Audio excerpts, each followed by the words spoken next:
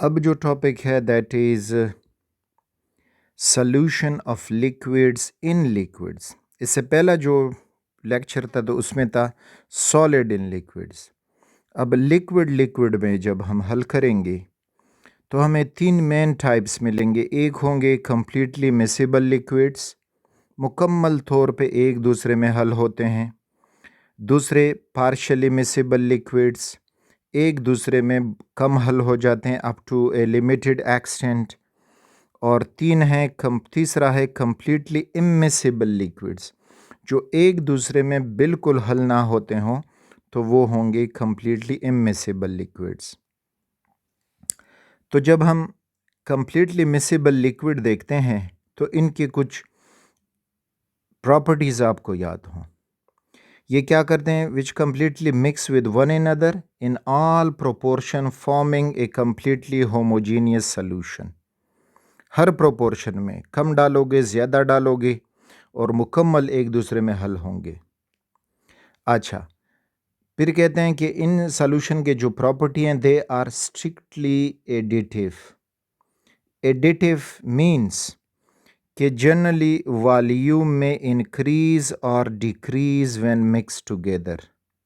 इनको अगर हम आपस में मिक्स करेंगे तो इनमें जो चेंज इन वॉल्यूम होगा, समझ लें change in volume will be not equal to zero.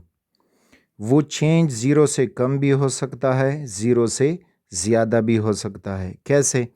For example आपने एक को लिया कि वो 30 ml था, दूसरा जो लिक्विड था जो बतौर सॉल्वेंट आप ले चुके थे वो 50 ml था।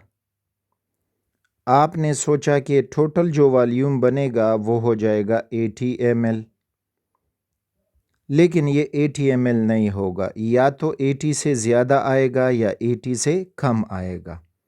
क्यों आएगा? अगर ग्रेटर देन 80 हुआ तो मीन्स के इन दो लिक्विड्स के दरमियान अट्रैक्टिव फोर्सेस स्ट्रॉन्ग नहीं हैं। वो एक दूसरे में अट्रैक्ट कर रहे हैं, हल हो रहे हैं, but not strong attraction, not strong attraction. तो इस वजह से उनका जो टोटल वॉल्यूम है वो बजाय ये कि कम हो जाए वो बढ़ गया है, ग्रेटर देन 80 हुआ। और लेस देन 80 अगर हो जाए तो मीन्स के इन दोनों में जो अट्रैक्टिव फोर्सेस हैं वो फर्दर मज़ीद स्ट्रॉन्ग हो गई हैं, तो स्ट्रॉन्ग अट्रैक्शन उनमें बनी है। इसकी वजह से उनके मॉलिक्यूल एक दूसरे के करीब आए हैं और ज़्यादा करीब आने की वजह से उनका टोटल वॉल्यूम जो है वो 80 से कम हो गया है, लेकिन 80 नहीं रहेगा। ये एक शर्त है कंप्लीटली मिसिबल लिक्विड्स के लिए।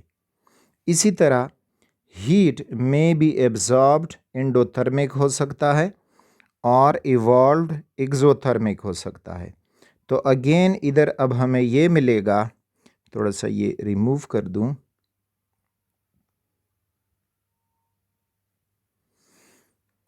कि delta H of the solution, enthalpy of solution will be not equal to zero. Zero से कम हो सकती है, यानी मे बी नेगेटिव और मे बी पॉजिटिव। नेगेटिव हुआ तो एक्सोथर्मिक सॉल्यूशन बना है, पॉजिटिव हुआ तो एंडोथर्मिक सॉल्यूशन बना है। तो उनमें जो हीट चेंज होगा वो ज़ीरो नहीं रहेगा, ज़रूर उसमें टेम्परेचर एब्ज़ॉर्ब होगा, या आपको कूल फील होगा या पे हॉट फील होगा। अगर उन दोनों में अट्रैक्शन स्ट्रॉन्ग हैं तो फिर एक्सोथर्मिक सॉल्यूशन बनेगा।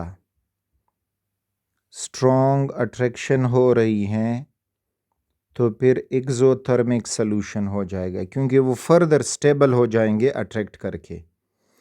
और अगर वीक अट्रैक्शन बन रही हैं तो उनको हल करने के लिए टेम्परेचर चाहिए, तो मीन के उनमें वीक अट्रैक्शन हो गई है और वीक अट्रैक्शन की वजह से वो एंडोथर्मिक हो गया है।